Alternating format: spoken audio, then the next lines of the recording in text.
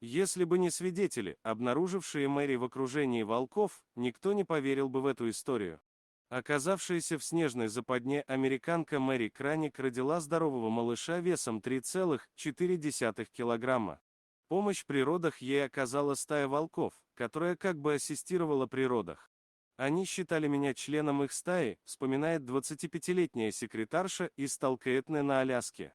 Если бы не их забота, мой малыш не выжил бы. Волки согревали нас, облизывали новорожденного, один из них перекусил пуповину. Помогли мне взять ребенка, чтобы покормить. Охраняли нас, пока не подошла помощь. Мэри Краник была на 8-м месяце беременности, когда, возвращаясь домой, попала в жуткую метель. Машина съехала с шоссе и увязла в сугробе. Мэри выбралась из машины, надеясь, что ее подберет попутка. Но метель все усиливалась. Отчаявшаяся женщина решила идти к городу пешком.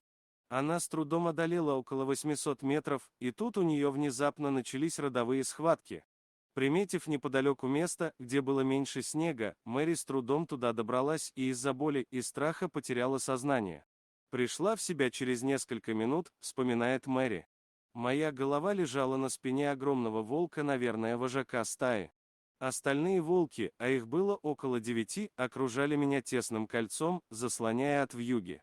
Я даже не успела испугаться. Минут через 20 я родила ребенка.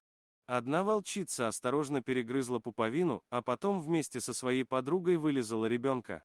Остальные волки прижимались к Мэри, согревая ее. Мэри пыталась взять на руки малыша, но не хватало сил. Та же волчица, перегрызшая пуповину, носом подтолкнула к ней ребенка. Малыш плакал, и это означало, что он жив. Мэри дала ему грудь. Волки все время находились около меня, плотной стеной охраняя от снежной метели. Я была как бы членом их стаи, нуждающейся в помощи. Вожак стаи слизывал снег и слезы с моих щек. Знакомые Мэри Краник обнаружили брошенный автомобиль и тотчас начали поиски. Увидев стаю волков на бугре, решили, что случилось что-то ужасное. Начали стрелять. Волки разбежались. И тогда обнаружилась женщина с новорожденным ребенком, прислонившаяся к дереву. Волки не убежали, они издали наблюдали, как люди переносят их подопечную в машину. «Они меня не забудут», — сказала журналистам Мэри Краник. «Выберусь когда-нибудь с моим маленьким Биллом на то место. Я уверена, что они придут». Если бы не свидетели, обнаружившие Мэри в окружении волков, никто не поверил бы в эту историю. Лесники и охотники отказываются комментировать этот случай, им никогда не приходилось слышать о чем-то подобном. Они отговаривают женщину встречаться с кровожадными спасителями, но Мэри Краник не слушает уговоров и ждет встречи. Спасибо за просмотр. Подписывайтесь на канал, где вы найдете еще много интересного.